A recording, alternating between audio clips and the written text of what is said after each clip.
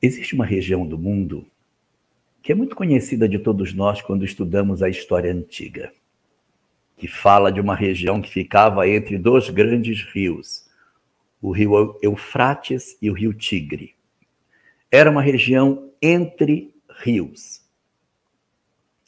Então, em grego, ela era meso, porque ela ficava entre. E Tamos tem a ver com água, tem a ver com rio. Então, Mesopotâmia tem hipotamos, tem a ver com a questão de rios. Mesopotâmia, entre rios. Hipopotamos é o cavalo da água. Hipopotamos, hipopótamo e Mesopotâmia, entre rios. Era uma região muito rica, muito fértil, muito interessante, porque tinha dois rios que estavam servindo aquele povo que ali vivia. E por esse motivo, essa região chamada Mesopotâmia, ela não era ocupada por um único povo. Vários povos se apresentavam nessa região. No norte da Mesopotâmia, ficavam dois povos muito interessantes. Um deles eram os chamados caldeus, que eram povos muito ligados à magia, ao conhecimento do espiritual. Muitos dos magos da Idade Antiga, eles tinham conexões com a antiga Caldeia, onde as bruxarias, os feitiços, os segredos da mediunidade eram muito discutidos nessa região da Mesopotâmia. Ali um pouco à direita, nós tínhamos uma outra região chamada Acádia.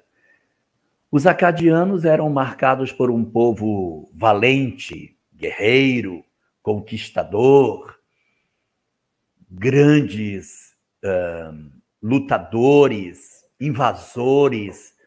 Não é um povo que deixou muitas conquistas do ponto de vista dos avanços tecnológicos, mas sim na vibração que eles tinham com relação a esses aspectos do domínio da terra.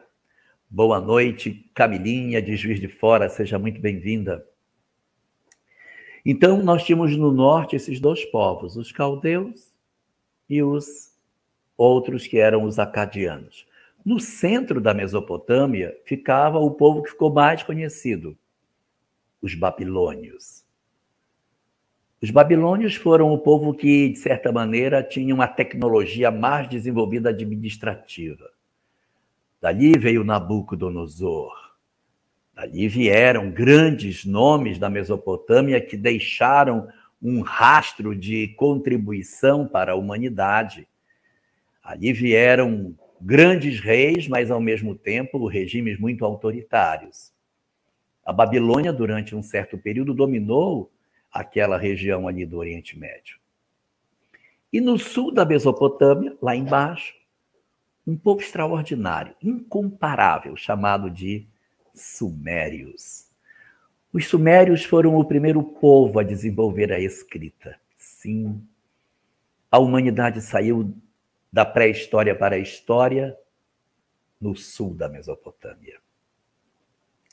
Foi ali na Suméria que nós, além de havermos descoberto maneira de escrever na argila os nossos pensamentos, para que outros pudessem ler, foi lá que o dia foi dividido em 24 horas. Foi lá que a hora foi dividida em 60 segundos. Nossa maneira de administrar o tempo e de entender como as coisas funcionam tem muito a ver com o antigo povo sumério, que teve tecnologias impressionantes, deixou um legado tecnológico absurdo para a história da humanidade. E esses 4 povos, eles se localizavam ali naquela região da Mesopotâmia, que hoje é conhecida como sendo o Iraque. Então, o Iraque de hoje, Mesopotâmia de antes, tinha no norte um povo chamado o povo caldeu. Nesta região chamada Caldeia, havia uma cidade, a cidade chamada de Ur. A cidade de Ur, na Caldeia, era um local semelhante aos outros ambientes da Caldeia. marcado por politeísmo, por uma série de manifestações religiosas que tinham a ver com a adoração de ídolos. E entre os homens que viviam nessa região, havia um em particular chamado Terã. Terã, ele era um homem que vivia de vender ídolos. Ele fazia ídolos de barro e vendia. E um dia, quando ele saiu, ele disse para o filho dele: meu filho, eu vou sair e você fica aqui tomando conta da loja para mim com os ídolos. E aí, quando eu chegar, aí eu vejo como é que estão as coisas. Não, tudo bem, pai, pode ir. O garoto ficou e o pai saiu.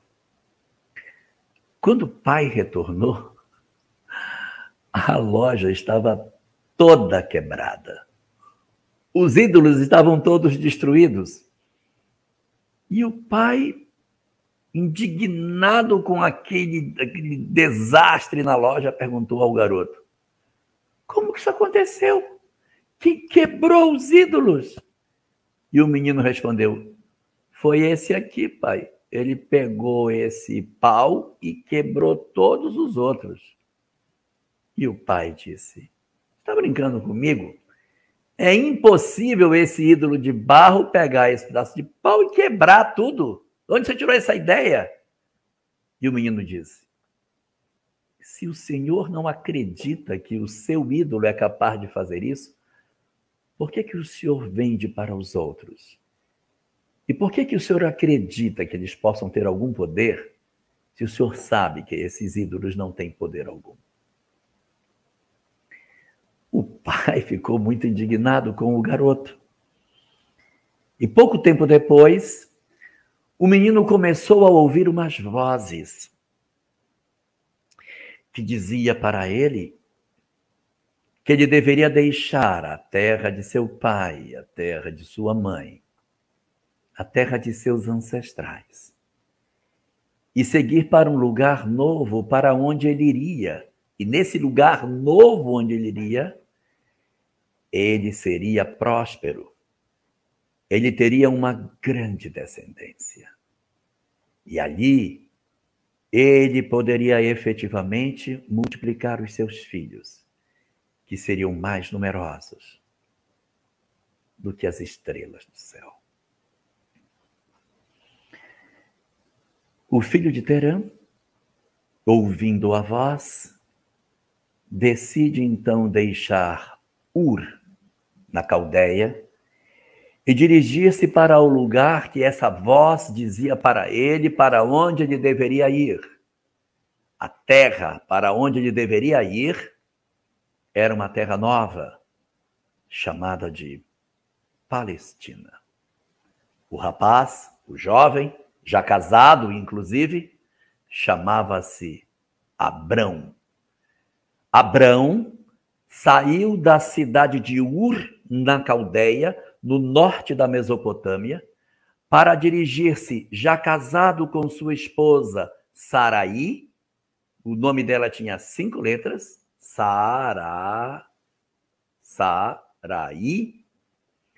e dirigir-se para a região onde ele iria construir uma nova história de vida, longe do seu lugar, mas sob as bênçãos dessa voz que lhe direcionava.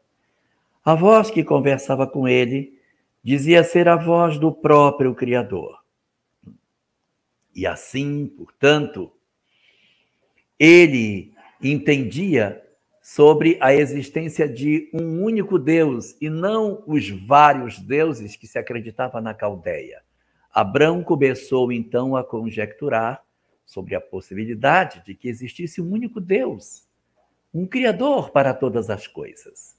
E foi assim, inspirado por essa ideia, que Abrão avança caminhando pelo longo trajeto que levava da Caldeia, do Iraque, até a região de Israel, hoje na Palestina. Ele vai morar nessa nova região. Ali ele se assenta, passa por uma série de episódios muito significativos, de perseguições, até de batalhas, de guerras, de salvamento de seu sobrinho Ló. E ali ele vai permanecendo e vai envelhecendo. Mas ele nunca tem filhos. Abraão, depois de muitas décadas vivendo nessa região e tendo vivido muitas experiências, não consegue ter filhos. Aquela promessa que havia sido feita, ela não se cumpre. Ele não teria filhos tão numerosos como as estrelas no céu? Nunca teve nenhum. Segundo o texto bíblico, ele já estaria com 83 anos, quando ele, 86 anos, quando ele, então, já idoso, segundo o que está dito no texto, tem uma preocupação muito grande de que ele fosse morrer sem deixar descendentes. Sua esposa, Sarai, preocupada de que o marido deixasse alguma coisa para alguém, tem a ideia de fazer com que ele engravide a própria escrava da família, chamada Agar, que começa com a letra H, letra H, letra A, G-A-R, Agar.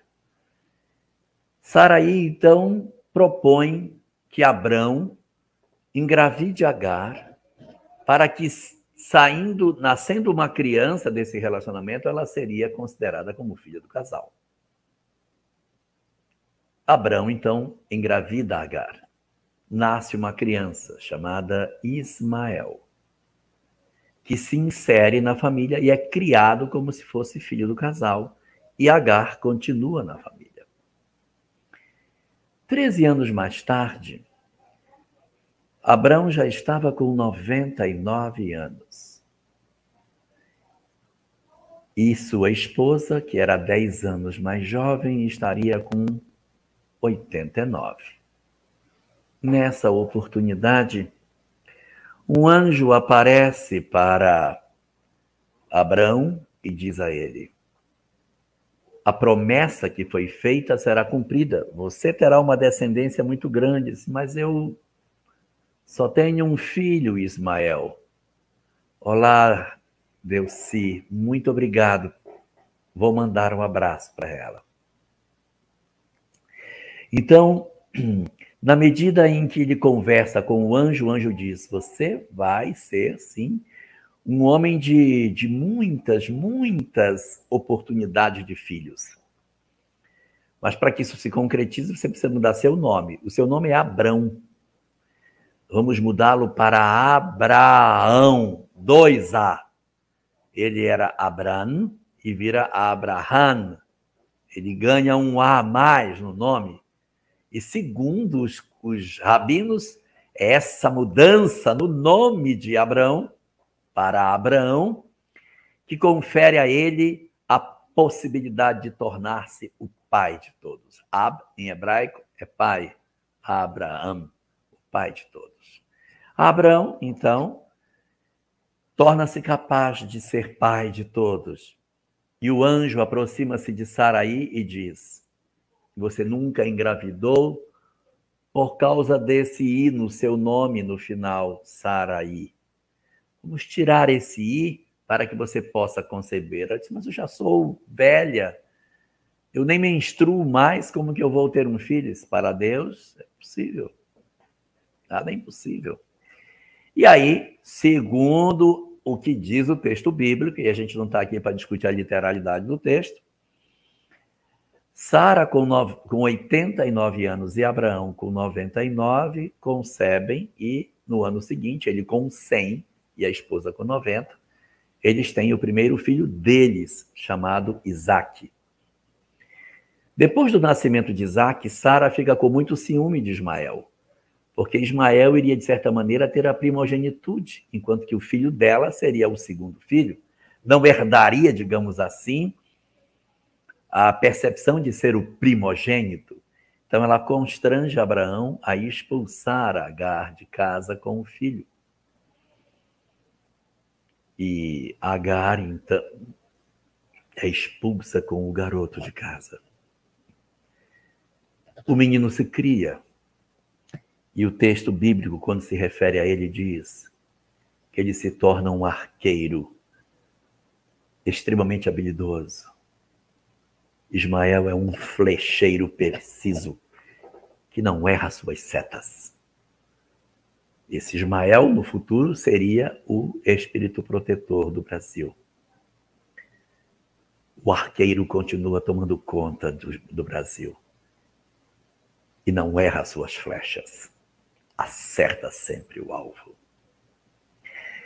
Então Ismael sai da convivência com Abraão e Isaac se insere como sendo o, entre aspas, único filho. Isaac cresce dentro da bênção de Abraão, como se ele fosse o herdeiro de todas as bênçãos do pai. E ele se casa com uma mulher extremamente maravilhosa, chamada Rebeca. É a primeira vez dentro do texto bíblico que a palavra amor é usada para representar o amor entre um homem e uma mulher. Quando Isaac encontra Rebeca, é dito: Isaac amou Rebeca. Quando ela é apresentada para ele, que ele a vê, ele se apaixona por ela imediatamente. Isaac amou Rebeca. E eles então terão um relacionamento por uma existência inteira. Interessante nós pensarmos que quando Abraão foi casado com Sara, ele teve antes Agar. E depois que Sara desencarna, Abraão ainda tem uma nova mulher chamada Quetura, com a qual ele tem vários filhos ainda. Então, nós temos aí 3 esposas na pessoa de Abraão. Para Isaac, uma só esposa, Rebeca. Eles teriam 2 filhos gêmeos, Esaú e Jacó. Esaú, que era o primogênito, que herdaria a primogenitude, não tinha interesse nessas questões espirituais. E Jacó acaba enganando o pai, que já estava cego, e recapturando a bênção do irmão, tornando-se o herdeiro de todas as bênçãos que ele tinha para oferecer. Jacó, então, dá prosseguimento à história. Abraão, casado com Sara. Segunda geração, Isaac, casado com Rebeca. Terceira geração, Jacó. Casado com quem? Casado com 4. Ele casou primeiro com uma prima chamada... Ele queria casar com uma prima chamada Raquel, mas o pai dela o enganou e entregou a filha mais velha, Lia. Ele ficou muito triste, porque ele já tinha trabalhado 7 anos para casar com a prima. Disse, mas não foi essa que eu pedi a outra prima. Disse, não, então você trabalha mais 7, eu te dou a outra. Ele trabalhou mais 7 anos e casou com a segunda, ficou com 2 esposas, com Lia e Raquel. Só que Raquel, que era a mulher que ele amava, não lhe dava filhos. Mas Lia lhe deu 4 filhos, Rúben, Simeão, Levi e Judá. Então, os 4 filhos de Lia faziam Raquel ficar extremamente enciumada. E como ela não conseguia engravidar, ela pegou a escrava dela e disse, olha, já que eu não posso engravidar, então deito com a minha escrava, chamada Zilpa, e vê se você consegue ter algum filho com ela. Ele deita com a escrava e tem 2 filhos com ela, que são Gad e Azer. Aí, quando a irmã mais velha vê que ela tinha entregue a escrava para o marido, ela pega a sua escrava chamada Bilha e diz, então deita com Bilha também. Aí ela deita com Bilha e tem mais 2 filhos com ela, que são Naftali e Zebulon. Mais tarde, a própria Lia tem mais 2 filhos com ele. São Rúben, Simeão, Levi, Judá. Aí Isacar e Zebulon, que já haviam acontecido. Gad e Aser. Aí ela tem Dan e Naftali. Aí é quando finalmente Raquel tem seus 2 filhos, José e Benjamim. Ela tem primeiro José, e quando ela está grávida de Benjamim é quando Jacó finalmente decide sair da terra do tio para voltar para a região onde ele vivia. Ele estava numa região longe da terra dele, e aí ele decide voltar com as 4 esposas, seus vários filhos, no caso 11 filhos, porque Benjamim ainda não tinha nascido, ela estava grávida. Benjamim vai nascer no caminho, mas Raquel falece de parto. Por isso que o nome do garoto é Ben-Yamin, filho da minha dor. Então Jacó retorna para a região da Palestina com aquela quantidade enorme de filhos. Quando a gente soma todos os filhos que Jacó tinha, dá uma quantidade grande de pessoas. Era um grande número, porque tinham os seus 12 filhos, eles vão tendo suas esposas, então também tem os seus filhos, que seriam netos de Jacó. Então, a família vai crescendo naquele espaço. E quando José tinha 13 anos, os irmãos começam a ficar muito incomodados com ele, porque ele fala de sonhos de grandeza, em que ele se vê maior do que seu pai, maior do que todos os seus irmãos. Ele tinha sonhos em que ele dizia: eu vejo o sol, eu vejo a lua, e vejo 11 estrelas. E de repente eu vejo uma outra estrela, e essa 12ª estrela sou eu. E de repente, quando eu vejo o sol e a lua se curvam para a minha estrela, e as 11 estrelas também se curvam diante da minha estrela. Os irmãos ficavam super incomodados, porque parecia que José queria ser mais do que Rúben, que era o primogênito e que mereceria todas as honras. Rúben era o primogênito. Rúben, Simeão, Levi, Judá, Isacar, Zebulon, Gad, Aser, Dan, Naftali, José, ele era o 11º. Conversa é essa que você é o mais importante? Então eles pegam o garoto e simulam que ele teria sido morto pelos lobos no campo e entregam uma roupa manchada de sangue para o pai. Jacó fica desesperado porque José era o filho mais velho com a mulher que ele tanto amou. Restou a ele apenas o filho da sua dor. Restou apenas Benjamim. Nunca mais Jacó teve a felicidade de antes, porque já havia perdido Raquel e agora perdia o fruto do seu grande amor. Apegou-se a Benjamim de maneira indescritível.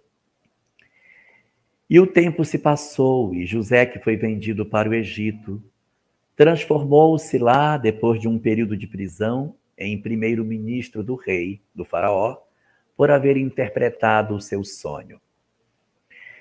Ganhou notoriedade no Egito, e quando veio uma fome muito grande, seus irmãos foram lá para comprar comida. E José, querendo saber se os seus irmãos já haviam mudado ou não se apresenta para eles como seu antigo irmão.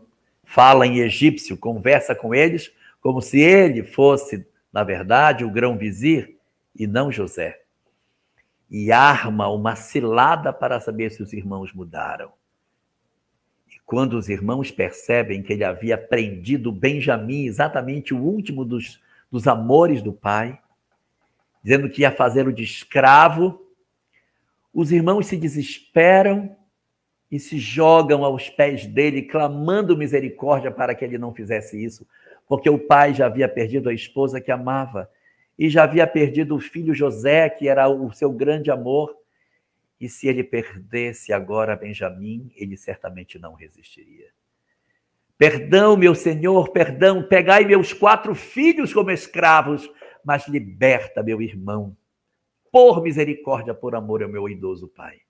E quando todos estão curvados aos pés dele, debruçados, chorando, pedindo clemência, José então diz a eles: eu tenho um sonho. Fala em hebraico.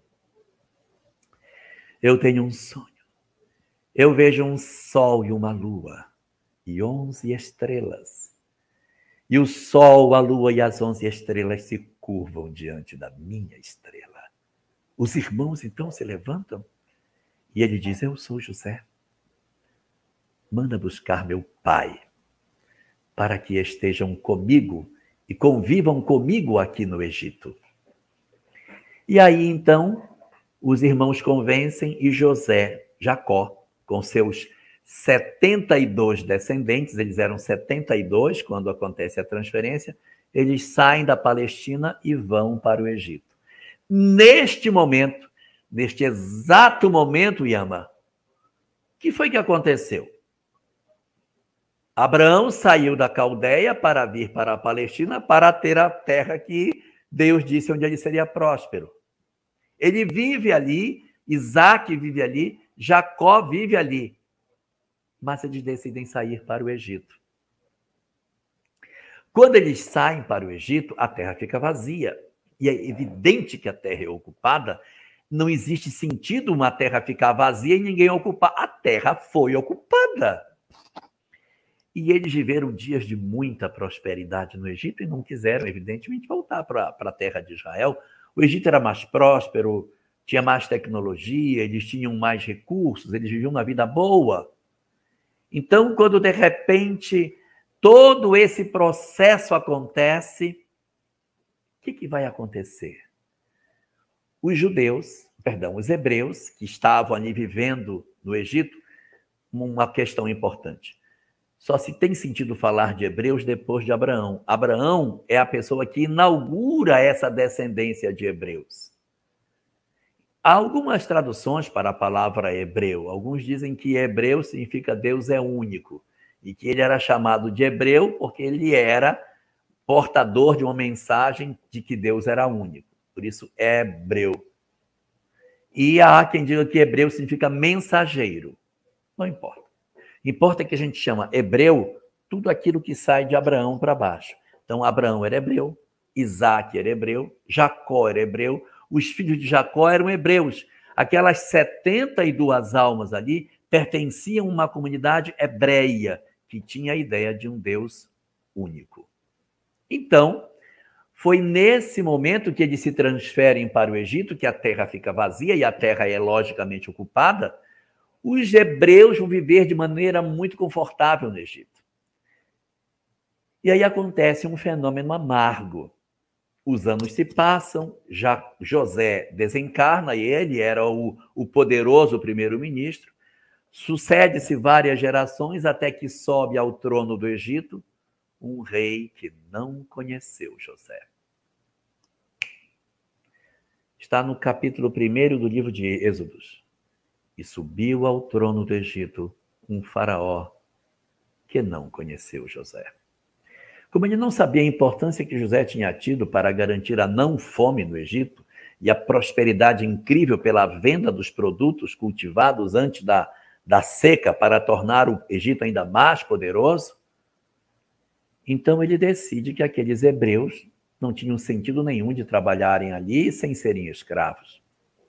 E esse faraó converte o grupo de hebreus que ali estava em escravos. A partir do momento que você está numa terra estrangeira, uma terra que não é sua, e você se sente escravo, qual é o seu maior desejo? Sim, voltar para o seu lugar de origem onde você era livre. A partir do momento do cativeiro no Egito, inicia um clamor dentro do peito dos hebreus para quererem voltar para a sua terra que eles não podiam mais, porque agora eram escravos. Agora não tinham, antes eles estavam no Egito porque queriam. Agora não era mais. Agora eles se tornaram escravos. Eles passariam na condição de cativos por 430 anos, segundo os estudos que os rabinos fazem. São mais de 4 séculos, multiplicando-se no cativeiro, perdendo as referências ideológicas, perdendo a visão do que eram seus valores, de seus ancestrais, quem eram eles, de onde vieram. Será que nós, se fôssemos migrados para uma região da África, daqui a 400 anos a gente saberia sobre quem eram nossos ancestrais? Ou teríamos nos aculturado? São 4 séculos. E não tem livro para você ficar lendo. E olha, nós éramos assim, não tem filme para assistir. É só na tradição oral que você segura a tradição de um povo. 400 anos depois, eles já tinham perdido muito das suas referências. Mas ainda assim, havia no seio do povo um clamor muito grande para que eles pudessem ter uma conexão com aquele Deus que seus ancestrais diziam existir. Não os deuses do Egito, mas um Deus único que comandava todas as coisas e que estava acima de todos os demais.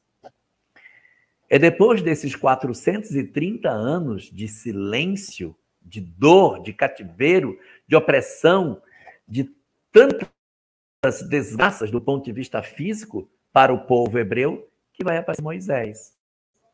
Aparece Moisés e ele vai promover, então, uma negociação com o faraó para que o povo saia do Egito. O faraó não aceita, e aí 10 pragas irão acontecer durante esse período de negociação, até que o faraó decide que eles saiam. A primeira das pragas, Dan, sangue, as águas tornam sangue. A segunda, Tsefardea, rãs. As rãs invadem os palácios, as casas. Terceira, Quinin, piolhos. As pessoas ficam cheias de piolhos. Quarta praga, Avot, moscas. Quinta praga, Dever, morrem os animais.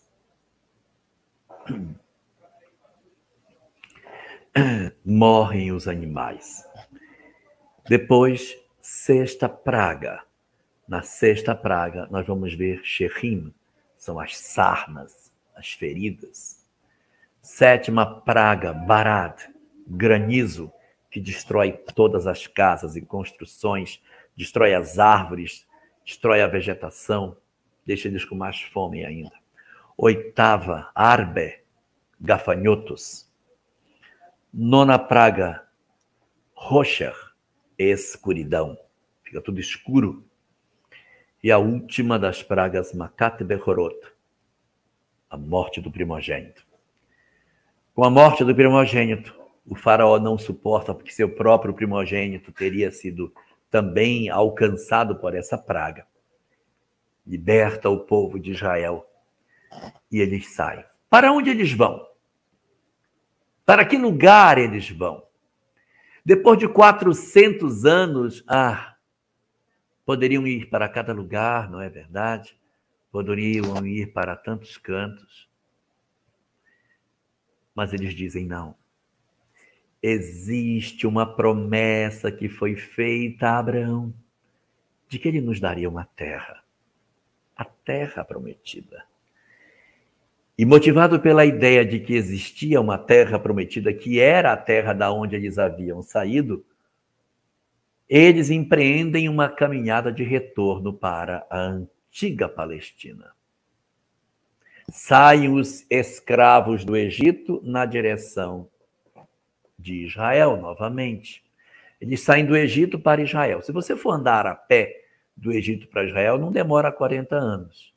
É que, durante o percurso de ida, Moisés parou em 42 cidades diferentes. Ele fez 42 pousos distintos ao longo da caminhada, parando em cada lugar desse, ficando por um tempo, somando 40 anos. O período desde a saída dele da região onde ele vivia, ali no Egito, até alcançar a condição da Palestina. Aí o que vai acontecer? Nesse trajeto de 40 anos, consolida-se a ideia da terra prometida. Consolida-se a perspectiva de que sim, existia um lugar maravilhoso aonde os hebreus poderiam viver e terem ali riqueza, prosperidade, fartura, uma terra de onde manaria leite e mel.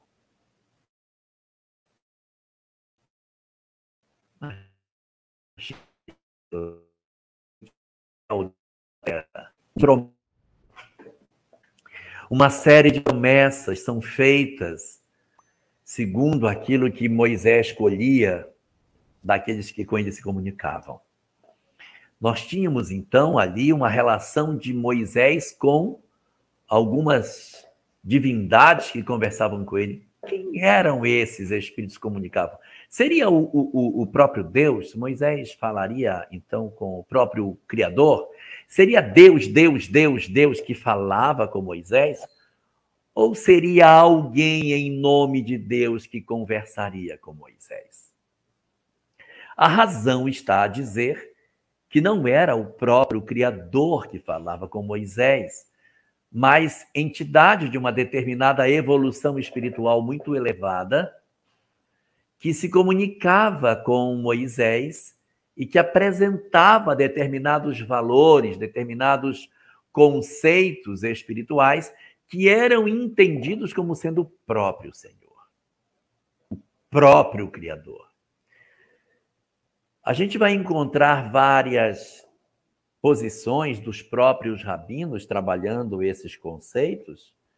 Logo no primeiro versículo do texto bíblico, quando falam em hebraico, diz assim: Bereshit bara Elohim et hashamayim ve'et haaretz.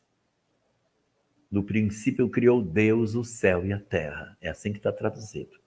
Bereshit bara Elohim ou Elohim. Essa palavra Elohim ou Elohim não é Deus. É um plural, tá? Porque está escrito Elohim, deuses. Então são deuses? Não é exatamente deuses. Para os hebreus, Elohim significam seres de uma elevadíssima condição espiritual que em conjunto operam sob o comando do Criador. O nome do Criador é Ein Sof, o incriado, aquele que nunca foi criado. Ein Sof. Sof, desconhecido. Então, Ein Sof, o incriado, o desconhecido, o não visto. Ein Sof cria os Elohim, e são os Elohim que edificam os mundos. Então, o que seriam os Elohim? Uma coletividade de seres angélicos de uma evolução imensamente grande, que, sob o comando e inspiração do próprio Criador, articulam a composição dos mundos. Alguma semelhança disso? Deixa eu ver aqui. Qual a possibilidade de ter sido Jesus a falar efetivamente com Moisés e não Deus, nosso Criador? Pois é. Vamos lá. Os Elohim são uma coletividade de seres angélicos que teriam tido essa responsabilidade. Por isso, assim, no princípio criaram os Elohim, o céu e a terra. Então foram os Elohim que criaram. Depois eles disseram, façamos o homem à nossa imagem e semelhança.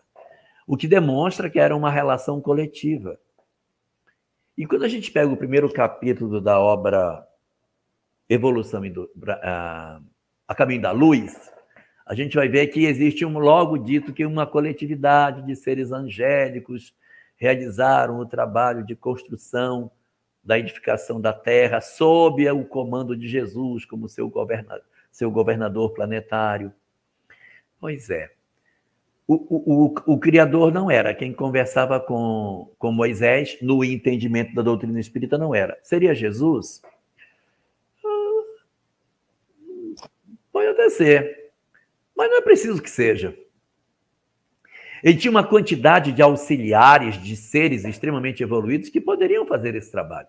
Não é necessário que tenha Jesus conversado com Moisés, mas um preposto, um embaixador, alguém em nome dele, poderia ser o espírito que se comunicava com Moisés. Porque de uma certa evolução para frente, já não faz mais diferença. Não, mas tem que ser Jesus. Por que tem que ser? Por que não pode ser um preposto dele?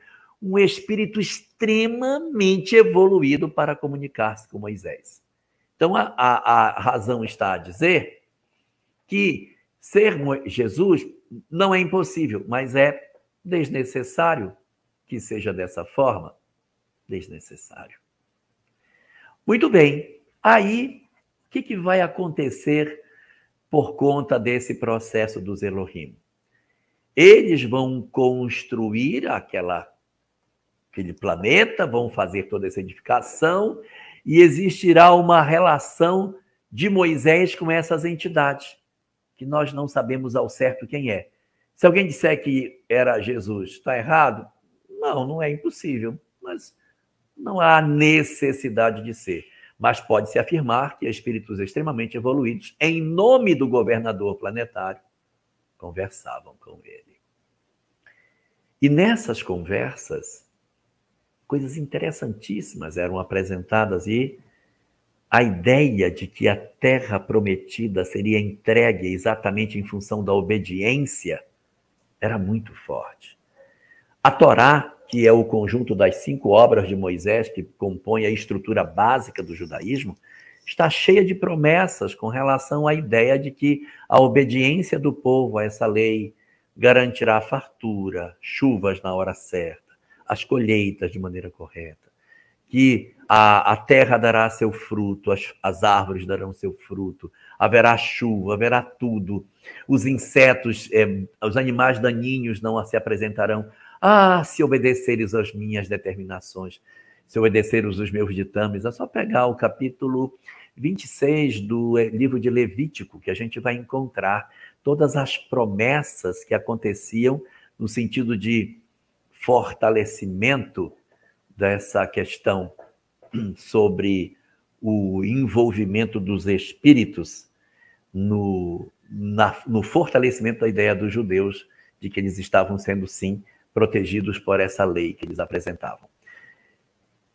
Vocês terem uma ideia, entre os 10 mandamentos tem um mandamento que diz assim: honrarás teu pai e tua mãe, para que se prolonguem os dias na terra que o Senhor, o vosso Deus, vos dará. O que é isso?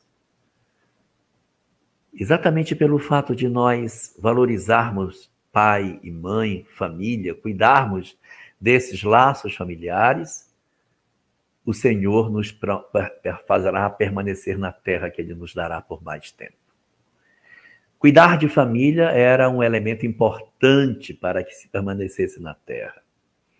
Obedecer às regras que Deus estabelecia era também fundamental para que tudo desse certo. Então, tudo convergia para o seguinte: obedece-me e tu continuarás na terra que eu vou te dar. Só que 430 anos depois que eles haviam saído, a terra estava toda ocupada. Povos e mais povos haviam se estabelecido. São 400 anos, gente. Não é pouco tempo. Então, quando eles voltam e encontram a terra ocupada, eles não entendem que a ausência deles nesses 400 anos retirou deles o direito legítimo de propriedade, né? Uso capião. E iniciam-se várias batalhas para que eles, digamos assim, retomem a terra que eles entendiam que era deles e que, ao mesmo tempo, inspirados pelo seu Deus que dizia que a terra era deles, eles realizaram inúmeras batalhas. E inspirados pela certeza de que o Deus de Israel estaria ao lado deles, eles avançam e, à medida que vão avançando nesse território, vão tendo vitórias, vão tendo derrotas, perdem, ganham, perdem, tem batalhas interessantíssimas. E assim, devagarinho, eles vão realmente retomando o território, porque a fé deles era muito forte. E lhes dava uma convicção de que eles venceriam de todo jeito. E eles conseguem, depois de muitas batalhas, reconquistar a terra. E eles se assentam nesse lugar. A terra, então, é devolvida não, né? Ela é reconquistada pelos que retornam do cativeiro. Quando eles retornam do cativeiro, não retornam só os hebreus. Aí é um segredo. Moisés não libertou os hebreus do cativeiro, ele libertou os escravos do Egito. Então, ali tinham hebreus e tinham povos de outras nacionalidades. Então, o que acontece? Quando a gente percebe essa dinâmica, a gente vai ter a compreensão de que os que estavam ali se assentando na terra de Israel não eram só hebreus. Eles eram de diversas nacionalidades distintas. Mas a terra foi dividida entre os descendentes de Jacó. São 12 tribos e são 12 porções de terra. Se eram 12 tribos e eram 12 porções de terra, a razão está a dizer que cada filho recebeu uma porção. Seria certo se assim fosse, mas não foi. Um filho, chamado Levi, não recebeu porção de terra. Os que eram sacerdotes poderiam morar na terra de qualquer um, mas não tinham direito a nenhuma fração de terra. Eles não iam cultivar a terra, eles eram sacerdotes. Os Levi, ou os levitas e os sacerdotes, não possuíam terra na divisão de Israel. Ué, mas se eram 12. Tirou um, ficou 11. Como é que eram 12? Porque José recebeu 2 porções. Uma para Manassés, que era um de seus filhos, e a outra para o seu segundo filho. Então, os 2 filhos de José recebem 2 porções de terra. Como os levitas não receberam, então Manassés e Efraim, que são os 2 filhos de José, recebem 2 porções. Somando tudo vai dar 12 porções. E aí a terra é dividida entre eles. E eles vão lutando para tentar conquistar o território e conquistam. Depois dessa conquista, dessa terra, eles então se unificam numa única nação, sob o comando, eu já passei do tempo, sob o comando do rei Saul, depois o rei Davi, depois o rei Salomão, depois o rei Roboão. Aí o reino se divide, se fraciona em norte, sul, o país não é mais o mesmo, depois ele é tomado, a parte do norte é tomada pelos assírios, depois dos assírios, os babilônios tomam Israel e levam os judeus cativos para a Babilônia, o período de Nabucodonosor. Eles ficam longe de sua terra. Depois de 70 anos de exílio, eles voltam para a Babilônia, voltam para a Palestina. Reconstrói seu templo, retomam a história. Alexandre o Grande invade. Eles voltam a ser cativos na própria terra, na mão de Alexandre o Grande. Daí vem a 4ª invasão, que é a romana, que acontece na época de Jesus, que os expulsa e eles perdem a terra novamente. Eles perderiam a terra por quase 12.000 anos. Eles saem da terra no ano 70 da era cristã, quando o templo é destruído, eles são expulsos e vão retornar somente em 1948, por uma resolução da ONU que devolve um protetorado inglês, que era a Palestina, de volta para os judeus. E eles então se estabelecem ali. Eles eram chamados de hebreus, depois passam a ser chamados de judeus, porque ela fica dividida em 3 grandes regiões. A Judéia no sul, Samaria no meio e a Galiléia no norte. Como a Judéia era mais importante, eles passam a chamar todo mundo de judeu. Então, às vezes, a gente, quando se refere a alguém lá do Oriente, diz assim, fulano, ele é chinês? Não, eu sou coreano. Tá, chinês, coreano, tudo a mesma coisa, japonês, tudo a mesma coisa. Não, eu sou vietnamita, chinês. A gente tem um reducionismo. Olhou a pessoa dos olhos puxados, já chama tudo de chinês ou tudo de japonês. E eles dizem, não, eu não sou chinês, eu sou da Nova Zelândia, ou eu sou do Laos. Então, tem várias nações ali, mas a gente de longe enxerga uma coisa só. Assim também havia Judéia, Samaria e Galiléia, mas de longe todo mundo chamava tudo de judeu, por isso que eles ficaram sendo chamados todos de judeus ao longo do tempo. Deixa a denominação de hebreu e passa a denominação a ser judeu.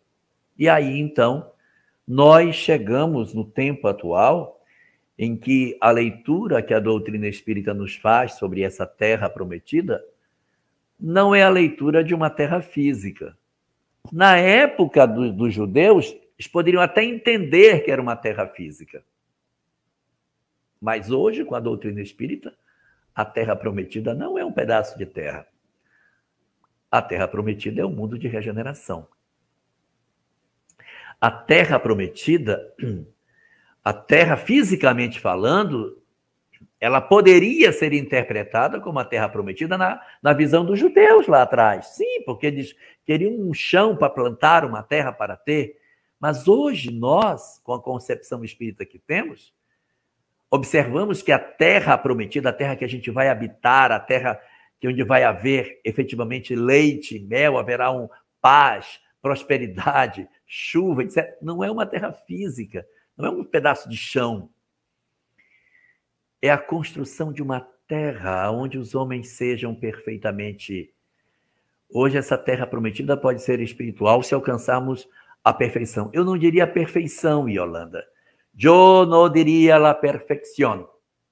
Eu diria lo propósito de la perfección. O desejo da perfeição. A vontade de nós nos transformarmos seria o elemento essencial. Porque o mundo de regeneração, Yolanda, não é um mundo perfeito. É um mundo onde se tem o desejo de acertar, o desejo de ser bom. A terra prometida dos judeus poderia ser, sim, um pedaço de terra que os motivou durante séculos. Mas para nós, espíritas, que temos hoje uma leitura mais voltada para os aspectos espirituais da vida, o conceito que se pode ter sobre o que seja a terra prometida é, na verdade, a herança da terra que nós vamos receber, não fisicamente, mas a possibilidade de habitarmos a terra como um todo, quando ela se transformar num mundo de regeneração. Observemos a terceira das bem-aventuranças. Bem-aventurados os mansos, porque eles herdarão a terra. Então não era a terra física, porque eles já estavam em Israel. De que terra que ele está falando? Porque eles estavam em Israel. Como assim? Vai herdar a terra? Mas eu já estou na terra. A terra é espiritual. Com Jesus, os conceitos mudam para uma proposta profundamente diferente. O Yama tem muita coisa para a gente conversar, muita pergunta. Vamos tratar as perguntas, porque eu acho que o tempo já está mais do que estourado. Elahá, meu irmão querido, muito obrigado por essa. Inclusive, foi mencionado a síntese primorosa que você fez desde a configuração desse itinerário na direção dessa terra prometida. Que bela aula. Que bom tê-lo aqui conosco. Elahá, algumas questões. A primeira questão que te fizeram nesse contexto de Abraão a José foi a diferença entre monolatria e monoteísmo. Por favor. Existe muita discussão com relação a esse aspecto dos hebreus. Porque se fala muito que os hebreus tinham a ideia do Deus único. Mas há quem questione que eles tivessem realmente o monoteísmo e tivessem, na verdade, a monolatria e não o monoteísmo. Qual a diferença? A monolatria é a mesma coisa que enoteísmo. Enoteísmo é com H. H-E-N-O. Enoteísmo. Que é uma tese que é a seguinte: existem vários deuses, mas só o meu é o que deve ser adorado, o seu não. Observe, Yama, como às vezes tem algumas passagens que diz assim: porque o Deus de Israel vai derrotar o teu Deus. Então não tem só um. Porque se tivesse só um, eu diria, não, Deus está conosco, mas é o Deus de Israel. Se é o Deus de Israel, é porque tem outros deuses. Lembra da passagem de Elias com os profetas de Baal, que diz, manda Baal acender, agora o Deus de Israel vai acender. Então, vou te mostrar que o Deus de Israel é mais poderoso do que Baal. Havia, portanto, a seguinte concepção: há vários deuses, mas eles são pequenos. O meu Deus é maior. Enquanto que a ideia de monoteísmo é o seguinte: não, é só um Deus. Não tem essa coisa de vários deuses, é um Deus só e pronto.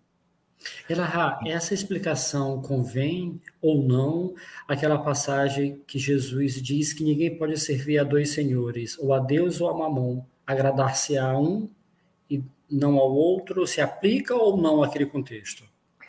Não, na verdade é assim. Os hebreus tinham um único Deus. Então, o Deus de Israel, ele não tem rival. O Deus de Israel não tem rival. Guardou? O Deus de Israel não tem rival. Então, o Deus de Israel não tem Satanás. A figura de um opositor a Deus não é do judaísmo.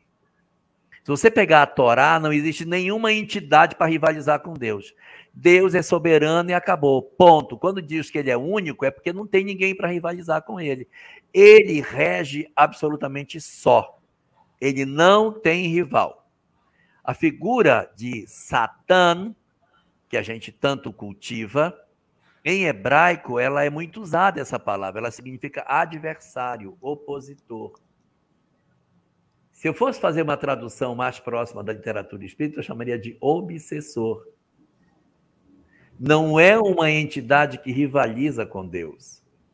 Essa entidade, ela é um opositor ao plano, mas ela não é, na verdade, um rival de Deus.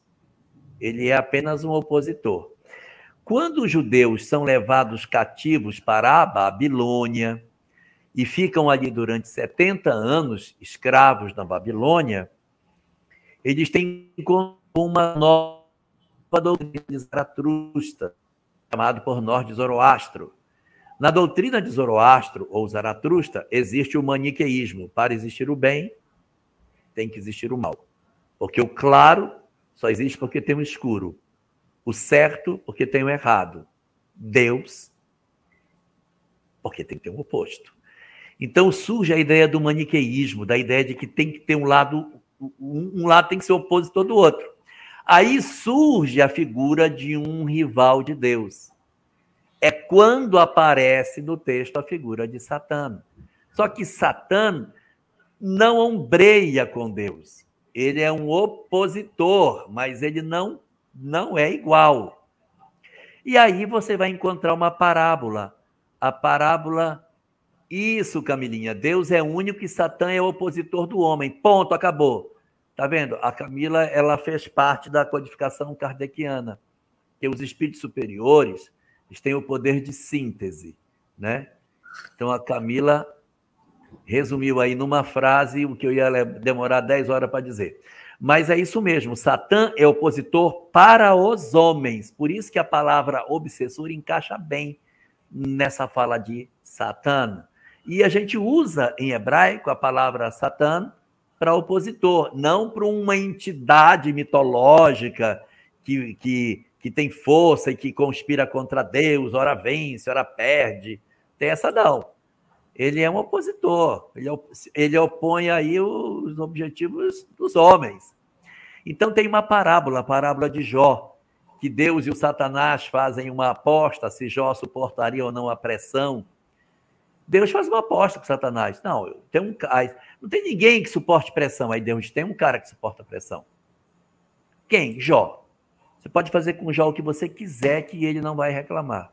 Só que esqueceram de conversar com o Jó e acertar isso com ele, coitado. Aí o Jó sofre tudo.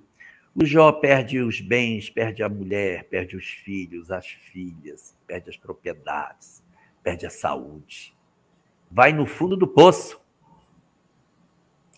E aí, nessa circunstância, depois de chegar no fundo do poço, ele prova que a fé dele era maravilhosa, então ele sai. E aí Deus devolve para ele tudo aquilo que ele havia perdido, como se filho devolvesse, fosse tudo igual. Ele tinha 10 filhos, Deus deu 10 filhos de novo, então ficou tudo certo. Ele tinha uma mulher, Deus deu outra, então está tudo certo. Porque tanto faz mulher A como mulher B, isso é uma parábola. É só para mostrar que a permanência na fidelidade da fé justifica as bênçãos de Deus. Então aí aparece a figura de Satã. Quem vai trazer para Satanás essa força descomunal de competição é o cristianismo. É no cristianismo que a ideia do maniqueísmo ganha força e você tem para Deus um rival feroz, que Satanás joga duro. Então, Elahá, querido, obrigado. Tem uma questão que uma das internautas te encaminha. Por que os hebreus na terra do Egito, por aquele faraó que não conheceu José, José, por que foram perseguidos? ó, o faraó que não conheceu José viveu 400 anos de Moisés, tá? O faraó que não conheceu José iniciou a escravidão. 400 anos depois é que esse faraó impediu que o povo saísse, tá? Não é o mesmo. Mas vamos lá. Por que ele não deixou os hebreus saírem? Porque ele queria daquela mão de obra escrava, ué. Eu sou o faraó, tenho 2 milhões de escravos. Eu vou deixar eles ir embora a troco de quê? Se me é tão confortável oprimir, tão confortável esmagar as pessoas para que elas me sirvam. Eu não tenho nada a perder. Então esmaga. Tanto que quando Moisés inicia o trabalho de solicitação da libertação dos escravos, o faraó manda dobrar a carga de serviço deles. E os hebreus diziam, para Moisés, ficou pior. O que já era ruim, agora piorou, porque agora ele dobrou a carga de trabalho em cima de nós, por causa da gente querer se libertar. Então, o motivo da perseguição é puramente econômico. Ele não quer deixar que os judeus saiam do Egito. Vamos à próxima. Elahá, onde o senhor estudou hebraico? Eu não estudei. Tenho vontade de aprender. Qual o seu conselho em relação a essa incursão no idioma hebraico? Não, eu não estudei hebraico. Não estudei. Eu nasci em família judia. Então, a gente vai aprendendo assim. Seria a mesma coisa que eu perguntar para você, Adão. Onde você estudou o cristianismo? Como foi que você estudou o cristianismo? Aí você vai dizer assim, eu não estudei, eu fui aprendendo que eu fui ouvindo, né? Cada dia eu fui ouvindo uma coisa, eu aprendi. Então, assim, eu fui aprendendo de orelhada. Cada dia eu ouvia um pouquinho. Meus tios, minha mãe, meus irmãos, os rabinos. Aí você vai ouvindo, eu era criança, interessante. Aí ia juntando as pecinhas, legal. Mas eu não sou um grande conhecedor de hebraico. Quem conhece bem o hebraico é o Álvaro Mordecai, porque o Álvaro era de família judia, mas foi para Israel estudar para ser rabino.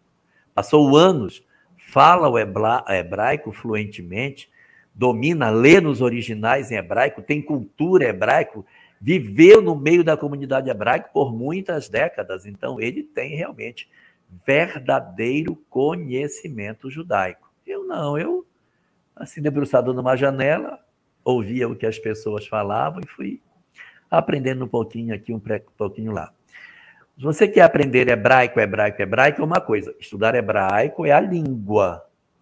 Estudar hebraico é a língua. Estudar judaísmo é a religião. O judaísmo é a religião. O hebraico é o idioma. A gente aprende bem o judaísmo quando aprende o hebraico, mas eu posso aprender o hebraico sem judaísmo. Se você quer aprender hebraico, você está preocupado com o judaísmo, a internet tem vários cursos aí online de pessoas que se oferecem e vão devagarinho mostrando as letras, como que lê, como que junta, aí pega os sinais que são usados como sendo as vogais, né? E aí vão compondo com as consoantes e vão fazendo os maçoréticos chamados, fazer A, B, então tem a letra M aí, se for assim é um A, se for aqui é um E, se for aqui é um I, se for aqui é um O, aqui é um U. Então você encontrar os sinais maçoréticos para fazer a leitura, internet no YouTube tem muitos cursos de hebraico. Professor, qual a diferença entre hebreu, israelita e judeu? Hebreu é descendente de Abraão. Hebreu é descendente de Abraão. Todo descendente de Abraão é hebreu. Então, eu, por exemplo, posso ser considerado um hebreu? Posso, porque eu sou um descendente de Abraão. Então, eu sou um hebreu. O que é um israelita? É uma pessoa que nasceu no território de Israel. Geralmente, a gente usa a palavra israelense para quem nasceu em território de Israel, mas usa-se também israelita. No livro O Céu e o Inferno, de Allan Kardec, ele usa a palavra israelita no sentido de descendente do povo judeu. Então, acaba sendo muito parecido a palavra israelita com o sentido de judeu. E o que é um judeu? No passado, judeu era quem nascia na Judéia, samaritano quem nascia na Samaria, e galileu quem nascia na Galileia. Então eu tinha judeu, samaritano, galileu, Judéia, Samaria, Galileia. Só que a Judéia ela era muito mais importante do ponto de vista econômico, e ela acabou encampando as outras duas regiões para quem via de longe. Vou fazer uma comparação grosseira, não me interpretem mal, por favor. Mas muitas vezes, quando as pessoas que são nordestinas elas vão para o sul, como é que elas são chamadas? Baianas, paraibanas. É o Paraíba, né? Cadê chama o Paraíba? Vocês não são paraibano. Eu sou de Sergipe. Tá, Paraíba do mesmo jeito. Mas por que chama? Porque convencionou o sotaque dele. Vai cá, falando, tu que é da Paraíba? Não sou paraibano, sou cearense. Mas bota todo mundo no mesmo saco e chama tudo pelo mesmo nome. Então foi o que aconteceu. Embora existisse judeu, samaritano e galileu, depois que eles foram expulsos de Israel, todos que foram expulsos passaram a ser chamados de judeus, porque era a região mais próspera. Quando houve a dominação romana sobre o povo judeu, no ano 70, eles entraram no templo, capturaram os objetos do templo, uma série de peças de ouro, derreteram e fizeram moedas. Essas moedas existem. São moedas de ouro para celebrar a captura da Palestina. Eles poderiam ter colocado na moeda uma representação da captura da Palestina, mas não é o que tem. A moeda tem um judeu de cabeça baixa, assim, na moeda, um homem judeu assim, e escrito em hebraico, e escrito em latim, Judéia capta, Judéia capturada. Mas não foi a Judéia que foi capturada, foi a Palestina. Que eles capturaram a Judéia, a Samaria e a Galileia também. Só que na moeda é Judéia capta. Por quê? Porque as outras regiões eram pobres. Eram como se fossem quintais da Galileia. Onde tinha poder, riqueza, prosperidade, onde ficava o mando, o templo, os homens ricos, era na Judéia. O resto não tinha tanta importância. Então, a própria moeda da época já chama de Judéia capta. Professor, a seguinte é do Henrique Souza e ele lhe pergunta se céu e inferno seriam estados mentais. Também.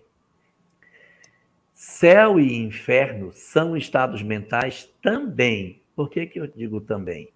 Porque eles são estados mentais.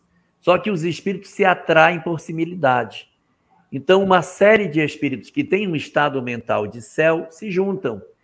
E por estarem juntos pensando de maneira semelhante, eles edificam uma sociedade marcada pelos bons pensamentos, pela harmonia de ideias, pela busca da fraternidade.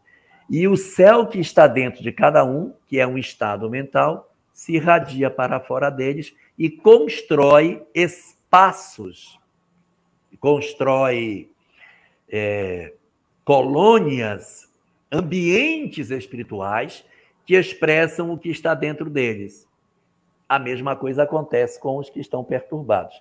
Cada um traz o seu inferno interior, mas o meu inferno interior atrai o outro que tem um inferno semelhante, e daqui a pouco os que têm o inferno assemelhado se juntam, e a região onde eles estão fica perturbada, com maus fluidos, escura, densa, angustiante, respiração difícil. Foi Deus que criou essa região? Não. É fruto da emanação do pensamento dos homens. Por isso que céu e inferno são estados mentais também, porque ele fica dentro e constrói fora uma ambiência que reflete o que tem dentro de cada um de nós. Não sei se eu fui claro, Yama. Perfeito, perfeito. Professor, a Simone lhe pergunta, dos 430 anos, conforme o senhor havia mencionado, talvez essa questão tivesse chegado antes do ponto da sua fala. Por que é que os hebreus não adquiriram a cultura egípcia durante tanto tempo que lá eles passaram? Eles passaram 430 anos e absorveram cultura egípcia. Já ouviu falar do bezerro de ouro? O que foi o bezerro de ouro? Moisés chega no pé do monte onde vai acontecer, é o Monte Sinai, onde ele vai receber as tábuas da lei, e diz para o pessoal, vocês ficam aqui embaixo que eu vou subir. Eu vou demorar. Mas quando eu voltar, eu vou conversar com Deus. Quando eu voltar, eu trago alguma orientação da parte dele. E aí ele sobe primeiro, depois desce, manda o pessoal se afastar. Tem toda uma história longa. E ele sobe e fica 40 dias lá em cima. Aí o pessoal diz, cara, tá demorando demais. Ele nos abandonou no deserto. Ele nos tirou do Egito para fazer com que nós morrêssemos de fome aqui. Melhor no Egito, que éramos escravos, mas pelo menos comíamos, do que morrer no deserto à míngua, sem água, sem alimento. Esse Deus que abriu o Mar Vermelho nos abandonou. Esquece isso, vamos cultuar deuses que a gente sabe que são deuses que podem nos atender. E aí eles pegam o ouro só dos homens, tá? As mulheres não entregam seu ouro para fazer o bezerro de ouro. Isso sempre é lembrado nas sinagogas, quando se fala do bezerro de ouro, é sempre dito, o ouro foram só os homens que doaram. As mulheres se mantiveram fiéis. E aí eles edificam um bezerro de ouro e vão adorar esse bezerro. Essa adoração não tem nada a ver com o judaísmo. É o quê? Processo de perturbação da influência da cultura egípcia dentro do povo hebreu. E assim muitas coisas aconteceram. O próprio Moisés diz que ele poderia ter chegado a Israel muito mais cedo, mas ele vai esperar 40 anos para que morra no deserto a geração que viveu na abastança do Egito, para que ela não tenha a ideia de encontrar na Palestina os confortos que teve no passado. Que a geração má, acostumada com os deuses e a vida egípcia, não levasse as suas crenças, as suas práticas para o lugar novo para onde eles iam. Então ele caminha quase que em círculo no deserto durante 40 anos, para que o pessoal mais antigo então desencarnasse e ele pudesse chegar com uma nova turma no destino. Elahá, querido, na teologia, a absoluta maior parte das fontes que a gente estuda por ocasião de cultura hebraica, Pentateuco, batem essa idade de 430 anos. Algumas fontes, poucas, dizem 116, o tempo que eles passaram lá no cativeiro, e outras falam de 403. Essa divergência, a esmagadora maioria bate 430 em relação às fontes. Essa divergência em relação a teóricos quanto à temática, se devem ao quê, querido? Falta de fonte, falta de comprovação. Existe até uma corrente que diz que tudo isso é falso, que não houve cativeiro no Egito, que essa narrativa toda ela é puramente metafórica, porque não se encontra na história do Egito essa ocorrência. Então, há quem defenda de que os hebreus nunca foram cativos no Egito. Mas existem algumas pinturas, aqueles afrescos que os hebreus, que os egípcios muito fazem, em que aparecem uns homens bem diferentes, que a pele dos egípcios é sempre retratada assim, uma pele mais trigueira, mais escura, né? E existem umas pinturas que tem de uns homens de barba e de pele muito mais clara, arando a terra. E aí o pessoal diz, essa aqui é uma imagem de hebreus, aqui é a comprovação de que os hebreus estiveram lá, passaram um período. Se foi de 116, 403, 430, a gente não sabe dizer. Agora, esse período, ele não é o que mais é relevante no processo, porque houve vários processos de escravização dos judeus. O da Babilônia durou 70 anos. a dominação de Antíoco, que é a dominação que acontece de Alexandre o Grande com Ptolomeu, também é curta.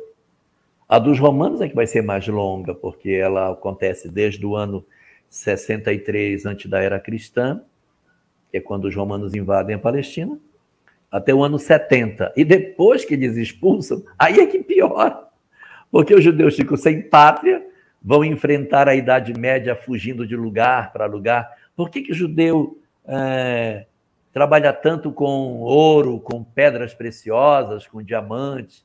Por que essa característica tão comum dos judeus mexerem com banco?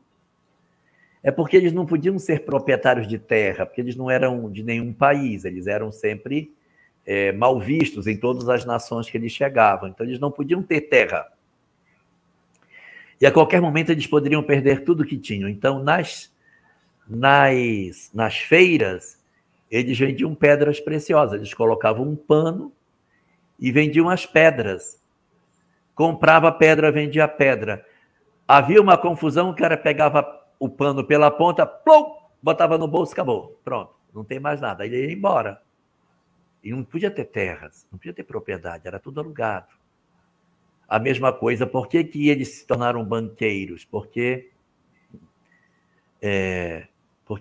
eles sentavam no banco para fazer nas feiras a troca de dinheiro. Câmbio. Eles mexiam muito com câmbio. E acabou ficando essa situação. Né? Então, existe toda essa característica que os judeus possuíam. E assim, o tempo de escravidão acaba não sendo o ponto mais importante de toda a história. O mais importante é a história em si da escravização e a libertação deles. Como o tempo do deserto também, né, Lahá? Porque acaba suprimindo o próprio deserto, essa questão do tempo.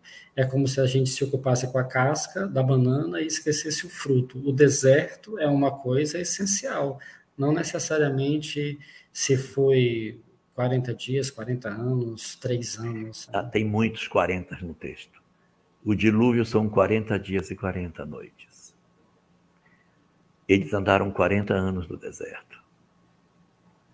Né? Então, você tem Jesus, depois da crucificação, apareceu durante 40 dias.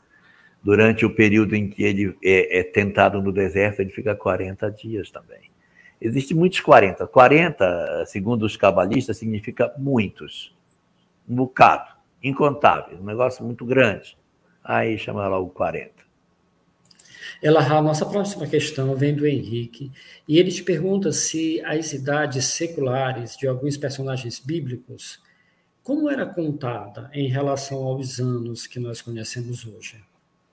Pois é, essa é uma discussão assim muito forte, sabe? Essa questão, Henrique, porque as pessoas dizem, não, vamos considerar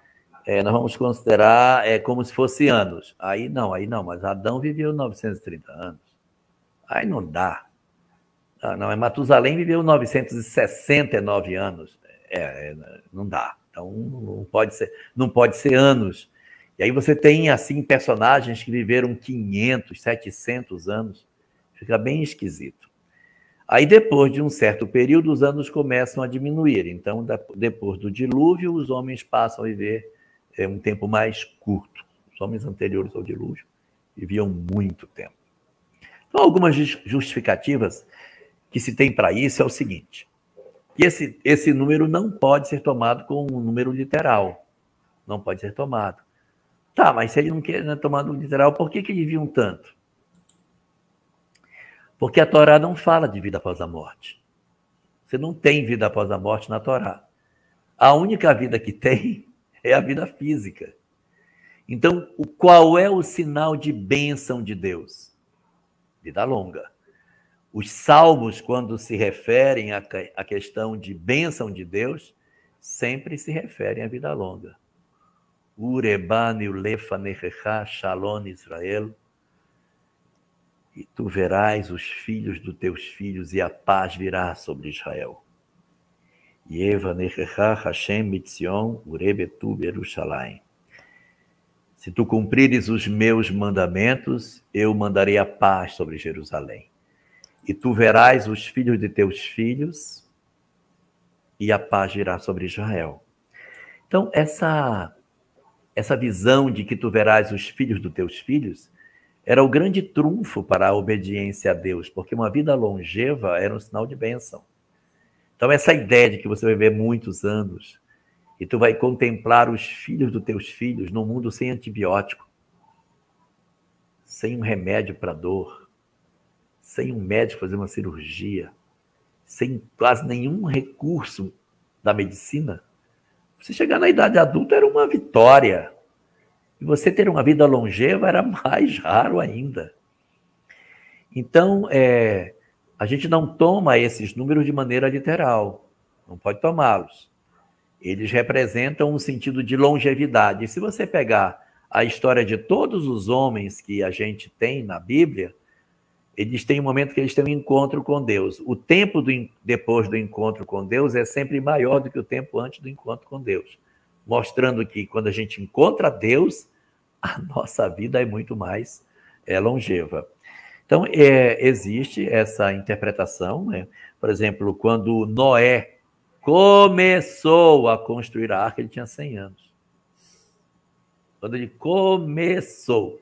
Aí a gente diz, não, mas então não é isso. O que pode ser? E existe uma explicação, Henrique, eu não vou dizer que seja a correta, mas que eu acho bem interessante. É que esses personagens antes do dilúvio, eles não são, na verdade, espíritos, eles representam coletividades espirituais. Adão representa uma coletividade espiritual. Não tem a raça adâmica. Então eu tenho Caim, Caim representa um grupo de espíritos, Abel representa um grupo de espíritos, Eva representa uma coletividade espiritual. Que esses seres do início da história do Gênesis, eles representariam como se fossem linhagens de espírito. E que esse tempo é o tempo em que eles estiveram na Terra existindo. Então, os espíritos da linhagem de Adão, eles estiveram representados exatamente em função do tempo que essas entidades ficaram encarnando na Terra. Então, Adão viveu 930 anos. Segundo essa interpretação, então, os espíritos alinhados com o pensamento, o psiquismo de Adão, estiveram encarnando na Terra coletivamente durante 930 anos. Elahá, a Cirlei Marzani diz... Marzani, obrigado, Elahá. Gosto de ver sobre José do Egito e penso que no fundo, os faraós e sacerdotes tinham admiração e respeito por José. Estou errada? Absolutamente. A figura de José é reverenciada de maneira muito efetiva dentro do judaísmo. Por quê? Porque ele é tido como uma pessoa extremamente sábia. A história de José, narrada no livro do Gênesis, é uma história marcada por uma presença de muitas passagens de grande elevação espiritual. E por isso, sim, ele tinha uma reverência muito grande da parte das autoridades egípcias. Para se ter uma ideia, os rabinos sempre destacam um ponto. Quando ele estava como escravo na casa de Potifar, foi o primeiro homem que o comprou para que servisse na sua casa, a mulher de Potifar quis que ele tivesse relacionamentos sexuais com ela. E ele fugiu disso. E ela pegou pela roupa e ele se desembaraçou da roupa e deixou a roupa na mão dela. Aí ela disse, está aqui a roupa dele, ele tirou a roupa para querer me seduzir. E ele é preso no cativeiro por causa da mulher de Potifar. Ele fica 20 anos preso por causa disso. Ele tinha 13 e vai sair com 33 anos. Durante os 20 anos que ele está na cadeia, ele transforma a cadeia. Era um local horrível, ele humaniza a cadeia. Como preso, ele humaniza a cadeia onde ele está. Olha a lição. Ele era preso e ele humanizou o presídio, na condição de preso. Então, ele é visto realmente como uma pessoa muito importante. São coisas que os rabinos contam. Nem todas as coisas se encontram no texto da Torá. existem muitos textos que são oriundos de contos que os próprios rabinos criam, chamados especificamente como textos que não são canônicos, mas eles são repetidos durante tantas vezes, que eles são tomados como se eles fossem verdade. E aí a gente acaba se acostumando a ler esses contos e assim, não, isso aqui, na verdade, é tão repetido há tantos séculos que se incorporou como uma verdade judaica. Jorge, querido, pelo adiantar da hora, a gente quer te agradecer. É sempre um banquete espiritual te ouvir aqui, nos programas que tu colaboras, nas conferências. Também a mim, tu também foste uma grande companhia. Eu assisti a série das leis morais. Eu trabalho a 302 quilômetros da casa que eu moro. E eu viajo semanalmente, de ida e vinda para lá. E eu coloquei aquela série inteira num MP3 e eu escutei ela. Nunca podia ver ao vivo, nunca vi ao vivo em função do trabalho, mas escutei toda ela no MP3 depois. É uma satisfação imensa ter você aqui no Espiritismo e Bíblia, Elahá. Muito obrigado, meu irmão. Por favor, as tuas considerações conclusivas para esse instante de hoje. Antes de eu me despedir, eu queria responder a pergunta da Yolanda, que está aqui, Bejarano. Ela pergunta se José interpretava sonhos quando estava preso. Sim, José interpretava sonhos quando estava preso e depois, antes de estar preso, quando esteve preso e depois que ele não estava mais preso. Ele não interpretava sonhos só durante a cadeia. E hoje, sim, continuam existindo pessoas que têm o dom de perceber e interpretar os sonhos. E nesse sentido, eu vou dar uma informação que os judeus dão sobre a interpretação de sonhos. Diz que o sonho é sempre o mesmo, a interpretação é a intuição do que significam as imagens.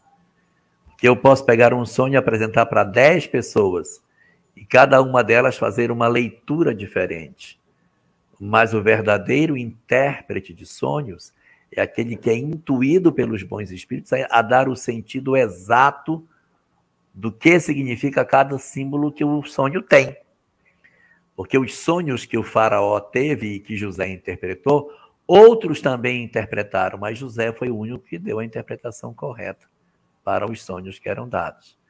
Só para mostrar isso, existe um banquete que é oferecido pelo neto de Nabucodonosor, Balsazar, e no jantar uma mão se materializa e escreve na parede 4 palavras em hebraico.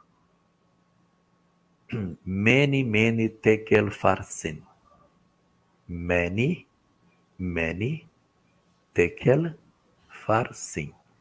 Significa pesado, pesado, medido, encontrado em falta.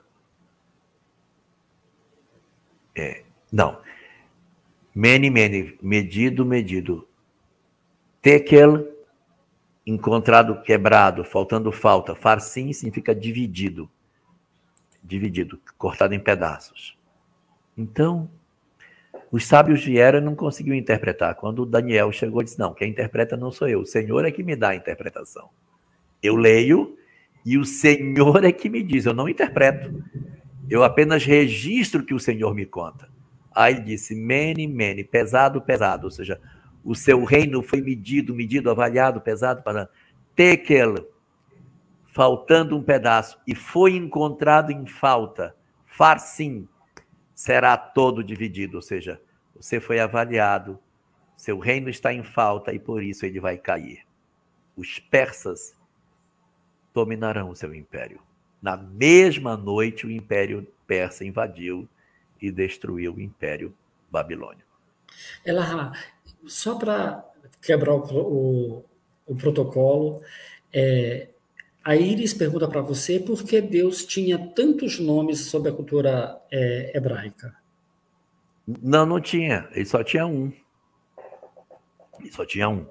E o nome dele está escrito nas 4 letras que os judeus nunca leem, que é Yud, Re, Vav, Re. E os judeus não leem? Não, não leem. Por quê? Porque não sabemos as vogais que tem, só estamos com as consoantes. Não sabemos como é que junta, quais são as vogais que tem no meio. Olha quantas possibilidades podem ter se você colocar 4 consoantes junto. Quais são as vogais? Não sei, o hebraico não escreve vogal, só escreve consoante. Então a gente só sabe que era Yud, Re, Vav, Re.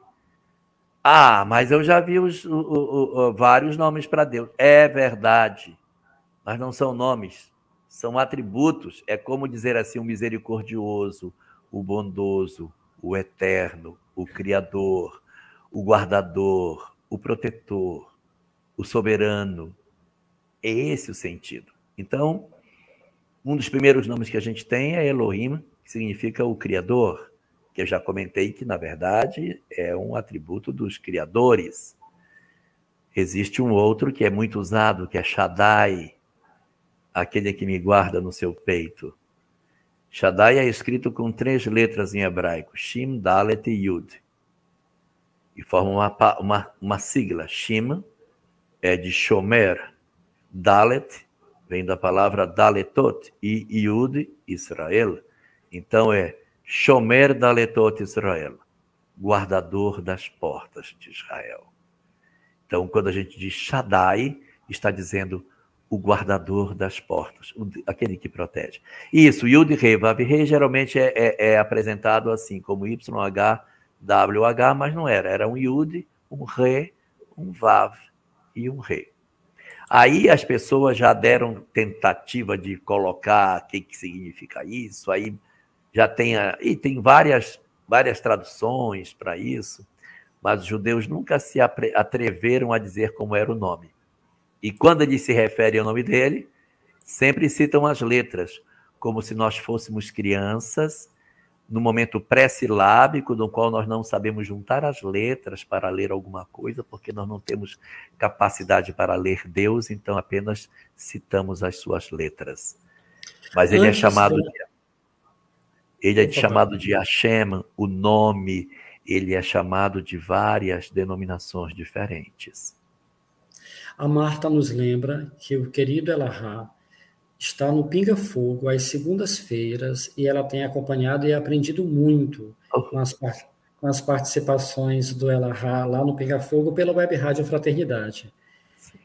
Elahá, eu também queria aproveitar esse finalzinho, Elahá fez uma referência aqui ao Álvaro Mordecai, que conhece profundamente de judaísmo, enfim, e de hebraico.